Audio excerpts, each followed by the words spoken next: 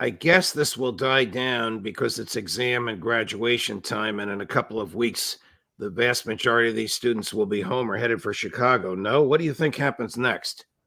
Well, that's what's happening. Chicago. And the question is, my question is, will they hold the convention remotely? I mean, the Democrats basically ran Biden's 2020 campaign from his basement. Right. He didn't have anybody, nobody attended his inauguration. That was basically a remote event. They said the FBI said there's going to be QAnon insider attacks after January 6th, so we have to cancel inauguration. We were basically living behind blast walls under military occupation in Washington after that. So I I think there's reason to suspect they could do the same at the convention. And it's not as though the Democratic Party elite wants any challenge to Biden. There's not going to be anyone else nominated. So really, what's the point of holding that convention? Well, they should look to history at the Chicago 1968. Yeah.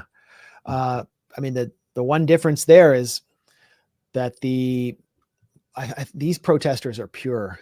They don't have, they're not worried that they're going to be drafted into this war. Right. They're just pure. They're not just middle-class students who are worried about dying in a pointless war.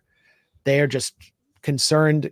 I would say they're concerned global citizens who are anti-genocide protesters, who are challenging and threatening the empire at its core. In some ways, that's more threatening than the anti-Vietnam protesters. And I look at that generation that protested the Vietnam War and largely dodged the draft. The middle class, educated baby boomers, they've mostly betrayed these students. Most of them are not standing with these students now and are rejecting the parallels. They are the base of support, the last base of support for Biden. Thank you, Max. It's terrible, terrible state of affairs, and I don't know how it ends because we don't know what's going to happen in Chicago.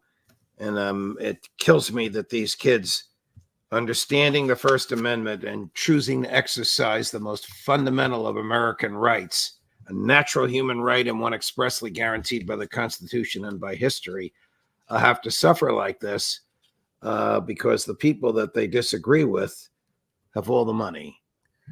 Yeah, and the one thing that really concerns me because of what we saw in 2020 with BLM, with the Proud Boys, that there are elements in the national security state and the political elite that actually want to see a strategy of tension, that want to see violent chaos, political chaos play out in the streets. And that's what kind of concerns me going forward in the election, is that they actually could try to play this to their benefit.